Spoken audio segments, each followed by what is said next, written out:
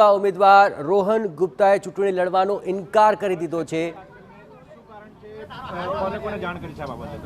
પહેલી વાત તો ગઈકાલે તમામ મીડિયાના મારા સાથીઓ જ્યારે મારા પિતાને અહીંયા એડમિટ કરવામાં આવ્યા ત્યારે આપ સૌ લોકો અહીંયા હતા અને રાત્રે હું આપને એડ્રેસ ના કરી શકું એ બદલ દિલગીરી વ્યક્ત કરું છું, કારણ કે ગઈકાલે રાતથી એ આઈસીયુમાં છે અને 15 વર્ષ પહેલાં એમની બાયપાસ સર્જરી કરવામાં આવી હતી અને કાલે રાત્રે એમનું હાર્ટ પમ્પિંગ રેટ 25% હતું અને આજે આઈસીયુમાં છે અને ડૉક્ટરે એન્જિયોગ્રાફી કરવાનું કીધેલું છે અને અનકોન્શિયસ કાલે થઈ ગયા હતા, એટલે અત્યારે સ્ટેબલ છે, આઈસીયુમાં છે અને બપોર પછી એન્જિયોગ્રાફી કરીને એમને એમના રૂમમાં લાવવામાં આવશે।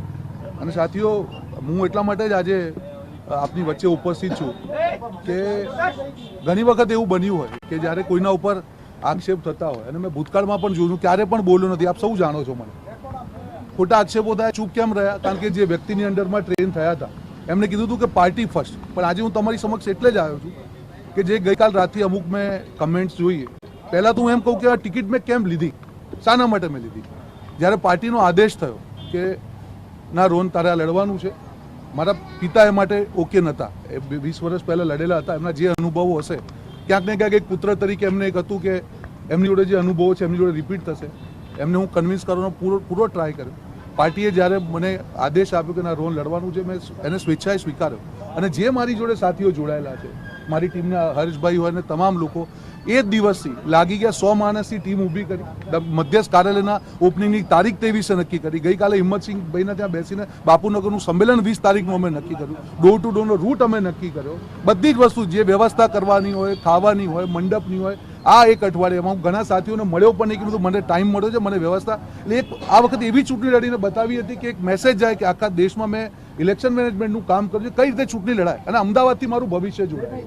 મને ખબર છે કે બધી જ મેં કામગીરી કરી હોય, જ્યાં સુધી ઇલેક્ટ્રોલ પોલિટિક્સમાં એક વખતે ઈમાનદારીથી પ્રયાસ નહીં કરીએ, અમદાવાદના કાર્યકરમાં હિંમતસિંહભાઈએ નવી બોડી કરી ત્યારથી એક જુસ્સો હતો અને સારી રીતે ઇલેક્શન, મને ખબર છે, સૌ જાણે છે કે ટફ સીટ છે, એટલે એ ટફ સીટમાં ઉતરવાનું કામ એ જ હતું કે કાર્યકર તરીકે લડીને એક મેસેજ જાય અને અમદાવાદથી સારી શરૂઆત થાય તો એની આખા ગુજરાતમાં એની અસર પડે। એટલે પહેલી વાત તો આ જ કારણથી ટિકિટ સ્વીકારીને એની પાછળ હું લાગી ગયો હતો। જ્યારે ગઈકાલની હું વાત કરું, આપણે 4 દિવસથી લગભગ 16 તારીખથી મારા ફાધર એડમિટ છે આઈસીયુમાં, ઘણી બધી ચર્ચા થઈ કે એમ એક પિતા તરીકે એમનો ડર હતો, દર 15 મિનિટે એમને એન્ઝાયટી એટેક આવતા કે બીપી વધી જાય। ઘણા બધા મારા સાથીઓ, બધા જ હિંમતસિંહભાઈ, શૈલેષભાઈ, બિમલભાઈ, પંકજભાઈ, બધા જ સાથીઓ મારી સમક્ષ, શક્તિસિંહભાઈ, બધાએ બનતો પ્રયત્ન કર્યો। એક ફાધર એક ઇમોશનલ વ્યક્તિ હોય છે, એમને મળવા આવ્યા ત્યારે પણ એમણે કીધું કે ના મને ડર લાગે છે, હું કાલે મારા પુત્ર જોડે કંઈક ખોટું થાય, મેં ત્યારે પણ કીધું કે નહીં પપ્પા આપણે કરશું અને પાર્ટીના સૈનિક તરીકે કામ કરશું। ગઈકાલે જ્યારે મને મેસેજ મળ્યા કે એમણે રાજીનામું આપ્યું ત્યારે હિંમતસિંહભાઈ જોડે એક સભામાં હતો, મને શૈલેષભાઈનો ફોન આવ્યો, તરત મેં એમને ફોન કર્યો અને થોડુંક મારે વધારે સાહેબ બોલવાનું થઈ ગયું, પપ્પા મને પ્લીઝ લડવા દો, મારી ઇજ્જતનો સવાલ છે અને પાર્ટીએ કર્યું છે, પ્લીઝ તમે મારું આ ડિસિઝન મને લેવા દો, આ મારો નિર્ણય છે, પ્લીઝ મને કરવાનો। ત્યારે જોરથી શાઉટ કર્યું અને ત્યાં એ અનકોન્શિયસ થઈ ગયા। હું તરત મિટિંગમાંથી ભાગ્યો, આઈસીયુમાંથી લઈને એમને અહીંયા આવ્યો। જ્યારે હું અહીંયા એમને લઈને આવ્યો ત્યારે એમની એક જ કન્ડિશન હતી, મારા પરિવારના બધા લોકો સામે હતા, 2-2 મિનિટ અનકોન્શિયસ થતા હતા, ઇન્જેક્શન લેવાની ના પડી કે પહેલાં તું રાઇટિંગમાં ગમે તે તું કરી દે, પછી હું તારી જોડે વાત કરીશ। મારા માટે સાથીઓ એટલો કપરો નિર્ણય કે જ્યારે માણસે એક સપનું જોયું કે આ રીતે મારે ઇલેક્શન લડવું છે અને એ નિર્ણયમાંથી યુટર્ન કરીને, કારણ કે જ્યારે પિતાની વાત આવે સાથી માનું કે બધી જ સ્વાર્થ, બધો જ લાલચ, બધી જ રાજનીતિ બાજુમાં રહી છે। તો હું એક પારિવારિક સદસ્ય છું અને એક પરિવાર, મારા માટે મારું પરિવાર સૌથી ઉપર છે અને ક્યાંક ને ક્યાંક મને મારી કોઈ ઈચ્છા નથી, એમનું રાજીનામાનો મને મેસેજ આવ્યો એ પછી આઈસીયુ વેનમાં મેં આવ્યા ત્યારે પણ મેં એમને ટ્રાય કર્યો કન્વિન્સ કરવાનો, પછી પણ અહીંયા ટ્રાય કર્યો, અહીંયા આઈસીયુ ઇમરજન્સી રૂમમાં પણ ટ્રાય કર્યો, ક્યાંક ને ક્યાંક હું સફળ ના થઈ શક્યો। એટલે સાથીઓ, આ દિલથી વાત કરું છું, તમારી વચ્ચે ઘણી ક્લોઝલી જોડાયેલો છું કે મારું મન જાણે છે, અત્યારે હું તમને પણ કન્વિન્સ કરી રહ્યો છું, પરિવારને પણ કન્વિન્સ કરી રહ્યો છું, મારા વર્કરોને બી, મારા લીડરોને બી કન્વિન્સ કરી રહ્યો છું। એટલે આપની વચ્ચે એટલી જ વસ્તુ કે મારા માટે આ ખૂબ ડિફિકલ્ટ અઘરું ડિસિઝન હતું, પણ ક્યાંક ને ક્યાંક કોઈ વ્યક્તિ પોતાના પિતાને સામે બેભાન જોવે, અનકોન્શિયસ જોવે અને કાલે ઉઠીને કંઈક પણ એમને થયું, મારી આખી જિંદગી મને માફ ના કરી શકે। એટલે માત્ર એ જ કારણથી મને ખૂબ દુઃખ થયું, પણ મારા માટે કાલે આ ડિસિઝન લેવું, એટલે મારી જોડે કોઈ ઓપ્શન જ નહોતો, એટલે મારે ગઈકાલે આ ડિસિઝન લેવું પડ્યું।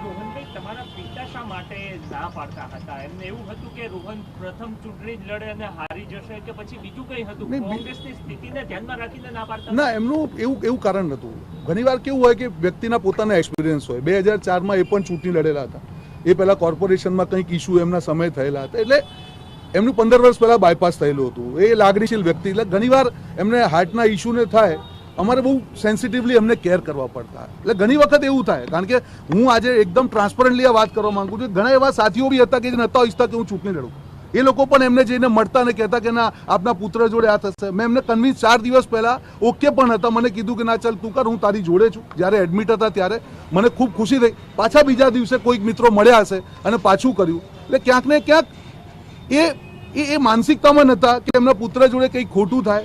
એટલે એમનો જે ડર, પણ મને વિશ્વાસ હતો, જે પ્રકારે હું અત્યારે ગ્રાઉન્ડની પરિસ્થિતિ હું જોતો હતો, જે મને ઉમળકો મળ્યો હતો, જે પ્રકારે સંગઠન હતું, મને વિશ્વાસ હતો. એ વિશ્વાસ હું ક્યાંક ને ક્યાંક એમનામાં સંપાદિત નહીં કરી શકું. તમારા પિતાએ શા માટે રાજીનામું આપ્યું પાર્ટીમાં? મને ખબર જ નથી. જ્યારે મારા માટે ન્યૂઝ હતા, મારા માટે બી હું જ્યારે મિટિંગમાં હતો, મેં સવાલ એમને એ જ કર્યો, બધી જ વાત બરાબર છે, રાજીનામું શેના માટે? એમણે મને કીધું તમે ઉમેદવારી ખેંચો એ માટે એમને રાજીનામું આપ્યું. હું નથી, મને ખબર નથી. મને લાગે છે કે એમની હેલ્થ કન્ડિશન પરમિટ નહીં કરતી હોય. એટલે મેં આ સવાલ એમને પૂછ્યો. મારે ફોન ઉપર એ ઝઘડો કે પપ્પા એકવાર વાત કરી લે મારી જોડે અને પછી તમે તમારો નિર્ણય લે. અને એ જ્યારે વાત કરી ત્યારે જે ડિસ્ટર્બ થઈ ગયા અને અનકોન્શિયસ થઈ ગયા અને એમને હોસ્પિટલ અહીંયા લાવવા પડ્યું. મારે એક બીજી વસ્તુ કહેવી છે. હું એક બીજી વસ્તુ તમને કહી દઉં, પછી તમે, મારે એક વસ્તુ બીજી કહેવી છે. એક જ વસ્તુ, હું સેન્સિટિવ માણસ છું.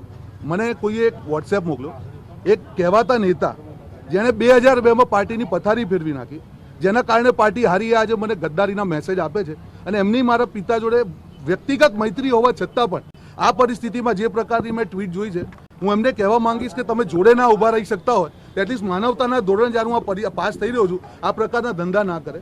મારી જે વિનમ્રતા છે અને મારી મજબૂરી ના સમજશો. અત્યાર સુધી હું હંમેશા ચૂપ રહ્યો છું. હું વ્યક્તિગત પસાર થઈ છું, પણ જો આ પ્રકારની કંઈ પણ આવશે તો હું 100% પ્રતિક્રિયા આપીશ. અને પાર્ટીને પણ મારી વિનંતી છે, એક મિનિટ, પાર્ટીને પણ મારી વિનંતી છે કે હું આ પરીક્ષામાંથી પાસ થઈ રહ્યો છું, આવી વ્યક્તિને રોકે. કોઈએ મને શિખામણ આપવાની જરૂર નથી ઈમાનદારીની. મારા પિતાએ 40 વર્ષ અને મેં 15 વર્ષ સુધી નિસ્વાર્થ સેવા કરી. ઘણીવાર એટેક થયા, પાર્ટીના લોકોએ અંદરના એટેક કર્યા. આઈટી સેલના ચેરમેન તરીકે કે નેશનલ પ્રવક્તા તરીકે કે રાજ્યોના ઇન્ચાર્જ તરીકે જ્યાં જ્યાં પણ મને જવાબદારી આપી છે, સફળતાથી મેં નિભાવી છે. તેલંગાણાની વાત હોય એટલે મને કોઈએ ઈમાનદારીના કે વફાદારીના પાઠ બનાવવાની જરૂર નથી. પહેલાં પોતાના આઈનામાં જોઈ લે. હું અત્યારે એ તમે જોઈ શકો છો, હું નામ ક્યારેય કોઈનું આપતો નથી. એ મારું કલ્ચર નથી.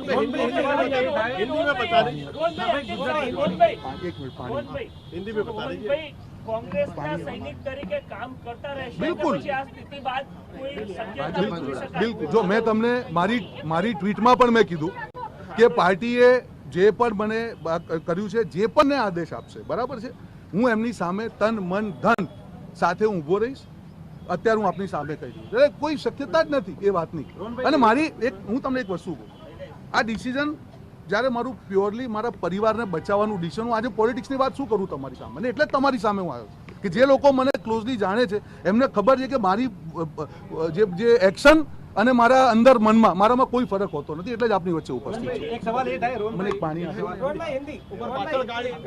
એક સવાલ એ થાય કે એવી ચર્ચા ચાલી રહી છે કે અમદાવાદ સંગઠન ઉપર અને હિંમતસિંહ ઉપર આપને ભરોસો નહોતો. બિલકુલ નહીં, 1% પણ નહીં. ખોટી, ટોટલ તદ્દન ખોટી વાત. હિંમતસિંહ ભાઈએ ગઈકાલથી પોતે ઉમેદવાર હોય એ રીતે અમને કામ કર્યું છે. ગઈકાલે રાત્રે અમે 3 કલાક એક સંગઠન, એટલે તદ્દન ખોટી વાત. મને કોઈ સામે બધા મિત્રોએ આ વખતે પહેલી વાર હતું કે કોઈ પણ પ્રકારના કોઈ પણ ભેદભાવ વગર બધા કરતા, એટલે હું કોઈના ઉપર કોઈ આક્ષેપ કરવા નથી માંગતો. તદ્દન ખોટી વાત. हिंदी में बता दीजिए कि आपने इस्तीफा देने का कारण क्या रहा है? क्या वजह पानी क्या करो। कोई दबाव था, क्या कोई या नहीं, पारिवारिक देखिए बिल्कुल नहीं, बिल्कुल जैसे कैमरा पास ना हो आगे से। रोहन भाई बता दीजिए कि देखिए बिल्कुल जैसे प्लीज मैं आपके बीच में यहाँ पे उपस्थित हूँ. कल मेरे पिताजी ने जब इस्तीफा दिया, मैं एक प्रोग्राम में था, और मैं उसके पहले ये बता दूं, जैसे मैंने गुजराती में कहा कि पहले ये जो टिकट का मैंने स्वीकार जो है, जब पार्टी का आदेश हुआ तब क्यों किया. मैं हमेशा से अलग अलग